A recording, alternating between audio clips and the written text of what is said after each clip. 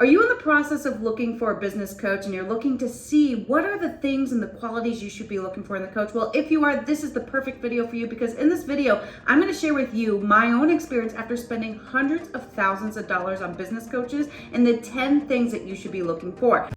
Are you ready? Hey there, you are listening to ThynkTank Millionaire Podcast, where on Tuesdays and Thursdays, you get an unfiltered, raw, and authentic conversation about the challenges of being an entrepreneur and tips and tricks on how you can scale your business to the next level. If you are looking to scale your business, then get ready to buckle up. Introducing our host, Alexa D'Agostino. Hello, my name is Alexa D'Agostino and welcome to the ThynkTank YouTube channel, where we help entrepreneurs scale their business to the next level. Today we're going to talk about business coaches. I am myself a business coach, but I like to call myself a business strategist. But what I want to do for you today is talk about the 10 things that I personally look for when I am hiring a business coach, because this is probably one of the most important decisions that you're actually going to be making when you're building and scaling your company. The bottom line is, if you're looking for a business coach, you are already taking a step in the right direction, because it is really difficult to scale and grow a company, let alone to do it by yourself. I look at it like it's a GPS. You're trying to get to a destination. You want to find a business coach who's already been to that destination through their own experience, but also through coaching others to get there. And so at the end of the day, you're looking for a partner to help you get to where you want to be. And by hiring a business coach, it helps you that much faster. So these are the 10 things that you should be looking for when you are hiring your business coach. So the first thing is personality. This is probably one of the most important things that you should be looking for, because at the end of the day, if you're building a relationship with somebody, you want to make sure it's somebody that you like. Now, at the same time, I've had business coaches that I honestly didn't love, but they were excellent, but we had chemistry. So yeah, would I want to go out for drinks for them? Probably not. But at the end of the day, I wanted to be around them, because if you and your coach don't have the right chemistry, it's going to be really difficult for you to have a successful relationship. And in return, it's going to be very difficult for you to then build a relationship to help you scale your business. The second thing you should be looking for is experience in business. A lot of people in the coaching industry now are coaching with no experience. So you want to ask them, what businesses have you and your team actually grown? And ask details. How did they do it? What were the challenges? You want to know everything about it, because at the end of the day, a coach who coaches with no experience, is going to be really difficult for them to lead you to the next direction when they don't have experience doing it themselves.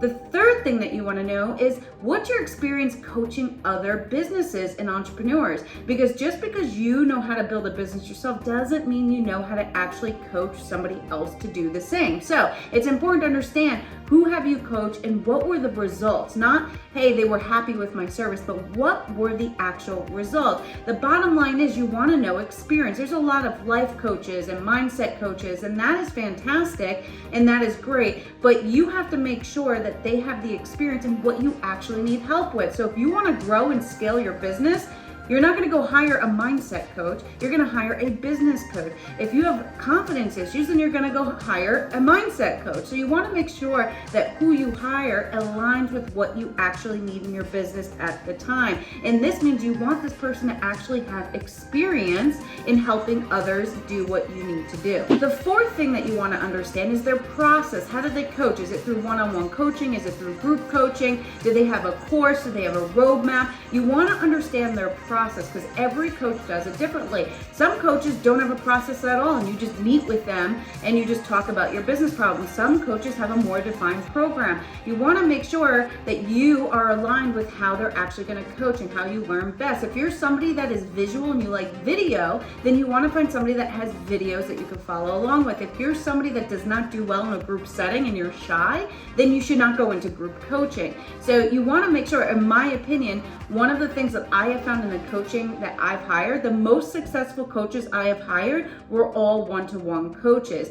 And that's because for me, I need that one-on-one coaching attention. And for me, it was really important not just to find a coach, but to find a business strategist who can actually help me make decisions. So the fifth thing is community. To me, this is one of the most important things. If a coach has a lot of successful clients, they most likely have some sort of community of people. Now, this isn't a requirement to have success, but at the end of the day, if you hire a coach that doesn't necessarily have a community, to me, that's a question, because how many people have you actually coached? I want to see all the other people that they're coaching too. So for instance, in our coaching program, we have a whole community of entrepreneurs that are looking to grow and scale their company. At the end of the day, they're all 5, 6, 7-figure entrepreneurs, and we've developed all these communities so that people can learn from each other. These are all people that we are coaching. It has created an awesome environment of people that have each other's back, because we believe when the tide rises, all ships rise. But for us, one-on-one coaching and group coaching and a community is the recipe for success. And a lot of times coaches will charge you $1,000 a month or $500 a month, and all you're getting is that one coach. So what you really want to understand is, what's the value of the coach? For us, for instance, we have 10 coaches, from a mindset coach, a personal brand coach, a social media coach, a content coach, 2 lead gen coaches, a sales coach, a leadership coach, a marketing coach, a business coach, etc., etc., etc. I could keep going on. So the value is insane. You're getting 10 coaches for pretty much the price of hiring one. So what you want to also do is compare, how are they doing it, what's their process, but also, do they have a community? So on top of getting all these coaches, you're also getting an awesome community. And the reality is, you want to be able to have access to other people they are coaching, because you want to be able to ask questions. If your coach is busy 1 hour and you really need an answer, most likely your coach has coached them on how to do the same exact thing you're looking for. So a lot of times what we find is our community, our clients, actually coach each other through things as well. And it becomes a really successful environment for everybody. So the 6th thing is honesty. This is the most important thing, because at the end of the day, you want a coach that's going to be able to be honest with you. You want somebody that's going to be able to be objective, and you want a coach that's going to be able to tell you the truth and what you have to do. And sometimes the truth has to hurt. So it takes 2 to tango. You also have to be willing to be coached, and you have to be willing to take feedback. I immediately know when I'm talking to somebody in a sales call or in the DMs, and I could tell that they're not coachable by how they react to how I say. I purposely will plant things in there and give them suggestions to see how they take it. Will they say, oh my God, thank you so much for this free advice? Or do they push back? If they push back, I automatically write them off, because at the end of the day, if you're not coachable, it's going to be very hard for you to get to the next level, period. But it's going to be really hard for you to have a successful coaching relationship. So you want somebody that can be honest with you, but then you also have to be able to be coachable as well. The 7th thing is, they have to be able to hold you accountable. So what you want to know is, how do you hold me accountable? And that should absolutely be a question, because at the end of the day, a large reason why you get a coach is to help you build strategy, but also to hold you accountable. It's why we all have coaches, because you don't want to show up the next call without having done the things that you talked about in the previous call. And so having somebody to hold you accountable is really important, and you want to understand from them, how do you hold me accountable? Do you have a CRM system where you keep track of all the things we talk about? Do you have a system? Do you have somewhere where we can keep track of what we're working on so that you and I can be on the same page? These are all important things when you're looking for a business coach. The 8th thing that you really want to understand is, what are their strengths? If you're a technologist, for example, you don't really want a coach that's also a technologist, because you already have that strength. Let's say your strength is technology and your weakness is leadership. You want to find somebody that has great leadership skills. And so what you want to do is understand, what are your strengths and weaknesses, and hire a mentor or coach that can help you with all of your weaknesses. And that is something that is incredibly important, and a great exercise for you to do. Just put in Excel strengths, weaknesses, and write them all down so that you can understand what type of business coach that you are looking for. And it's why we have so many different coaches. We have accountability coaches that have different strengths. We have mindset coaches, we have marketing coaches, lead gen coaches. We have every type of coach purposely, because we want to help with different things, but we also have different coaches with different personalities. We have different coaches with different accountability metrics, and we also have different coaches that have different weaknesses and strengths. So it allows us to really pair our clients with the right coach. The 9th thing that's really important before you can hire a business coach is really truly understand, what are your goals? What are your expectations for yourself? If you want to grow your business in 90 days or 6 months or less than a year, what you really need is a strategist.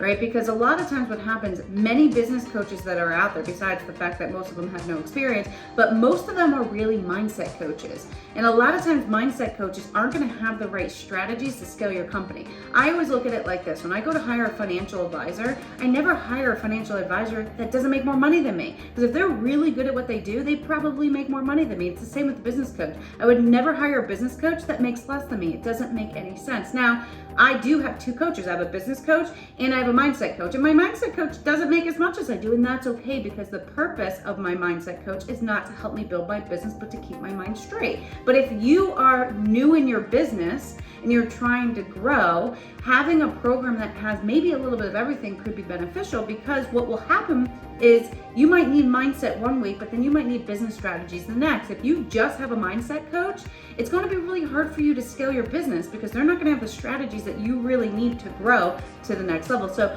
understanding your own goals and where you want to be in 6 months will help. If you say to me, I'm just starting my business, or I'm making $50,000, I want to be at 106 months, you need a business coach and a business strategist. And that's the most important thing.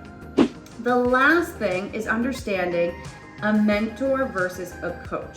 A coach is just going to coach you through. You're going to go to your coach with problems, they're going to help you solve them. A business strategist is going to actually help you create a strategy for your company. A mentor is going to mentor you through their own experience. So all three are really important, and you want a combination of all three. You want somebody who's willing to mentor you and take an actual interest in what you're doing, but you need somebody that's also going to coach you through your problems, but also somebody that's going to build your strategy as well. So you really want to understand from the coach that you're talking to is, what are you? Are you a mentor? Are you a strategist? Or are you a coach? Because they're three different things. And what you really need to understand from the exercise from number 9 is, what are my personal goals? Where do I want to head? And from there, that will allow you to really understand, do I need a mentor, a strategist, or a coach? Personally, I've always hired a strategist because they also can act as a coach when I need them. At the end of the day, a business coach a lot of times can't give you the strategies that you actually need to scale. So those are the 10 things that I personally look at. Like I said, I have spent hundreds of thousands of dollars on many different coaches. I've pretty much done every single coaching program that you see ads for, and there's pros and cons to every. So make a pros and cons list, see which coaching program fits your needs, and make sure to do your due diligence and go with your gut. At the end of the day, a lot of times your gut is right. If your gut says yes, then do it. If your gut says no, then don't. And if you hired a coach before and it didn't work out, don't let that stop you. Because if you have a goal, find somebody who will help you get to where you want to be. Because at the end of the day, your goals are worth it, you are worth it, and you deserve to have a business coach or a strategist that's going to help you get there. So don't let past failures get in the way of you getting to where you want to be. So I hope to see you in the next episode. If you have not already, make sure to hit that subscription button so that you can get more videos on how to scale your business, and I will see you next time.